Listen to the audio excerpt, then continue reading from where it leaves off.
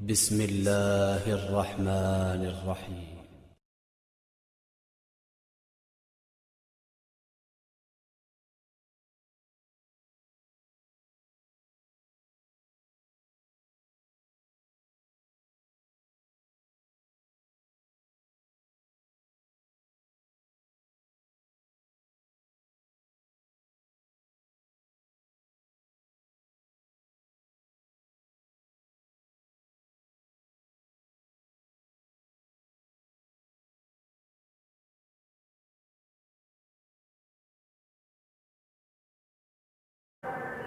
अस्सलामुअलैकुम अज़ीज़ तलबा, आज हम माय इंग्लिश बुक 7 स्टैंडर्ड 7 इस किताब में पेज नंबर 74 पर जो हमारी नज़्म है please don't read this poem, इसे पढ़ेंगे। इससे पहले हमने पेज नंबर 73 पर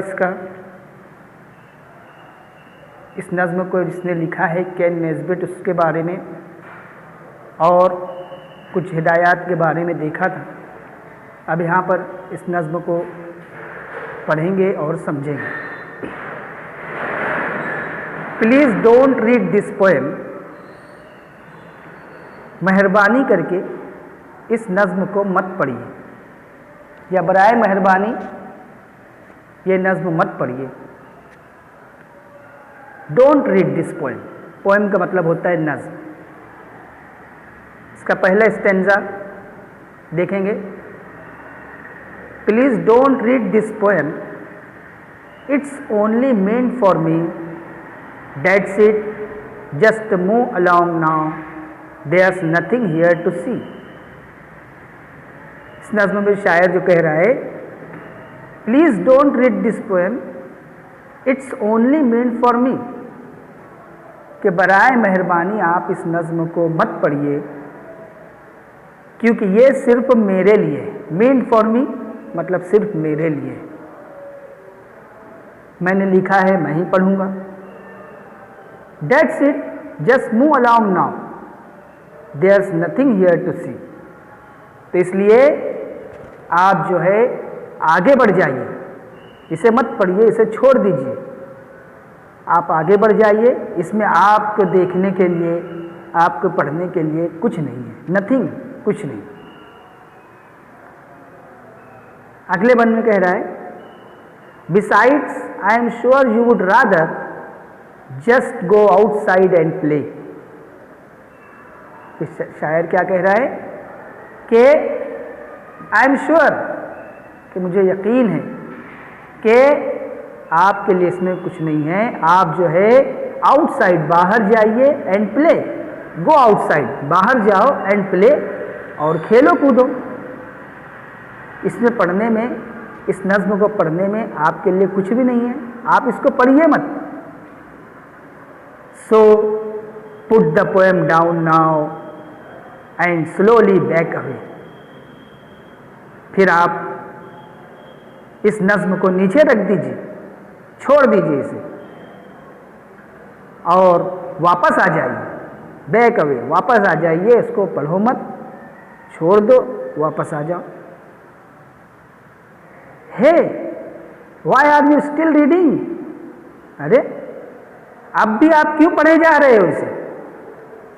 दैट इजंट वेरी नाइस, ये जो है अच्छी बात नहीं है कि मैं आपको मना कर रहा हूं पढ़ने के लिए, फिर भी आप पढ़े जा रहे हो।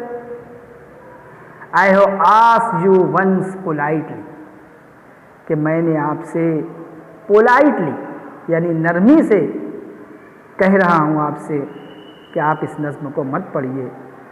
Don't make me ask you twice, कि देखिए अब मुझे दोबारा ये बात ना कहनी पड़े।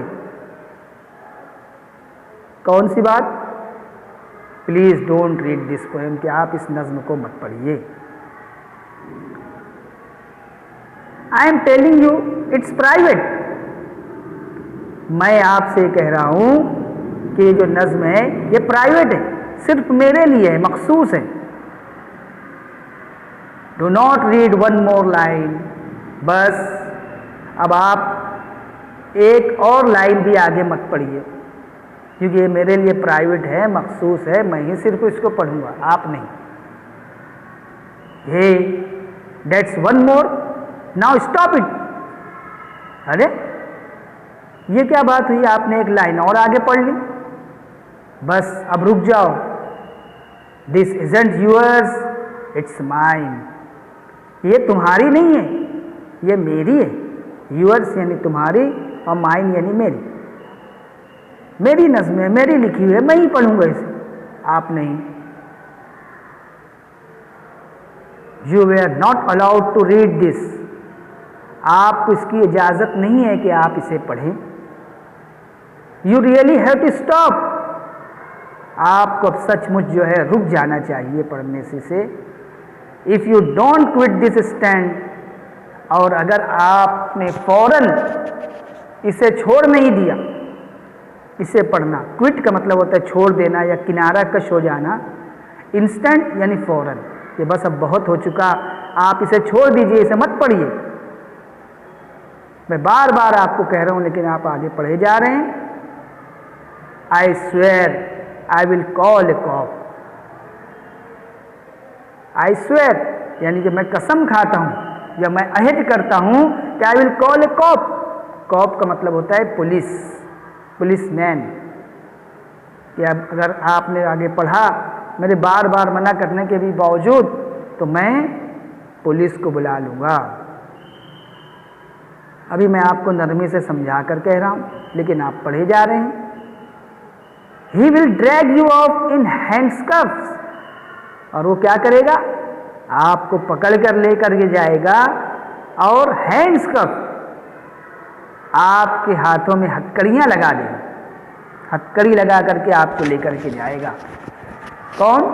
पुलिस वाला, corp. He will lock you up in jail। और वो आपको जेल में बंद कर देगा। And leave you there forever until you are old and frail। और वो वहाँ पर आपको हमेशा के लिए रखेगा, forever, हमेशा आपको जेल में बंद कर देगा, क्योंकि आपने जुर्म किया है कि मेरे मना करने के बावजूद आप बार बार वही हरकत कर रहे हैं। मैं आपकी कंप्लेन कर दूंगा, पुलिस आपको पकड़ कर ले जाएगी हथकड़ी पहना करके और जेल में बंद कर देगी, लॉकअप में, और आप हमेशा वहीं रहोगे until you are old and frail, कि जब तक कि आप ओल्ड, बूढ़े नहीं हो जाएंगे, एंड फ्रेल, फ्रेल का मतलब होता है कमज़ोर, कि कमज़ोर ना हो जाए, आपकी सेहत जवाब ना दे, तब तक कि आपको उसी में रहना पड़ेगा। Your friends will all forget you। और तब क्या होगा कि आपके तमाम दोस्त आपको भूल जाएंगे। फॉरगेट यानी भूल जाना। You won't be even missed। और कोई भी तुमको याद नहीं करेगा। Your family too will likely forget that you exist। और जेल में तुम पड़े पड़े सड़ जाओगे, तुम्हारी सेहत जवाब दे जाएगी, तुम कमज़ोर हो जाओगे, बूढ़े हो जाओगे, यहाँ तक कि तुमको तुम्हारे दोस्त, तुम्हारे रिश्तेदार, तुम्हारे फैमिली के लोग, तमाम लोग भूल जाएंगे कि तुम मौजूद भी हो या ज़िंदा भी हो। एग्जिस्ट यानी मौजूद होना या ज़िंदा होना। तो ये सब तुम्हारे साथ हो सकता है। इसलिए मैं आपसे कह रहा हूँ, please don't read this poem. बराए मेहरबानी इस नज़्म को मत पढ़िए।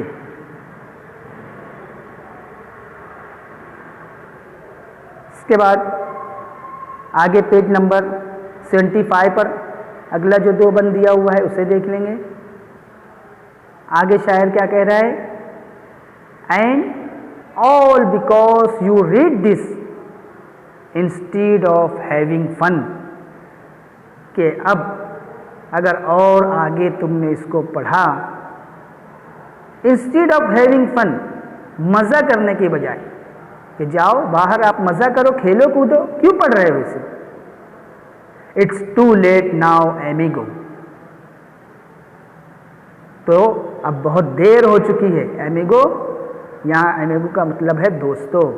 कि दोस्तों मैं तुमसे बार बार रिक्वेस्ट कर रहा हूँ, बार बार कह रहा हूँ इसे नहीं पढ़ने के लिए, फिर भी आप पढ़े जा रहे हो। जाओ बाहर जाकर खेलो कूदो मज़ा करो, क्या रखा है इसे पढ़ने में। द पोएम्स नियरली डन, अरे ये नज्म तो अब खत्म हो रही है तकरीबन। देयर्स ओनली वन सोल्यूशन, ठीक है। अब यहां पर आपके लिए एक सोल्यूशन है, एक काम है कि आप इससे जो बच सकते हो। Here's what you will have to do, कि अब यहां पर आपको क्या करना चाहिए या आपको क्या करना है। Tell all your friends and family, कि ठीक है मेरे बार बार मना करने के बावजूद आप इसको पढ़ते जा रहे हो, पढ़ते जा रहे हो, आपने पूरा पढ़ डाला, तो अब आपके लिए काम ये है, उसका सलूशन ये है, उसका नतीजा अब ये है कि अब आपको ये काम करना है कि tell all your friends and family, कि अपने तमाम दोस्तों और अपने तमाम रिश्तेदारों को, फैमिली मेम्बर्स को आप ये बता दो, उनसे कह दो they shouldn't read it too, कि वो इसे ना पढ़ें। ठीक है आपने पढ़ ली मेरे बार बार मना करने के बावजूद, लेकिन अब आप अपने फ्रेंड्स हैं, फैमिली के मेंबर्स हैं, उनको कह दो कि वो इस नज़्म को ना पढ़ें। केन नेस्बिट, ये इस नज़्म को लिखने वाले पोएट हैं, शायर हैं। या देखिए नीचे लाइन में जो दिया हुआ है, कॉप पुलिसमैन, कॉप को जो मतलब दिया है, फ्रेल वीक यानी कमज़ोर, एमिगो यानी फ्रेंड। मैं उम्मीद करता हूँ कि आपको ये नज़्म अच्छी तरह समझ में आई होगी। आप इसे बार बार सुन करके समझिए, पढ़िए और याद कीजिए और इसे होमवर्क तरफ से लिखिए।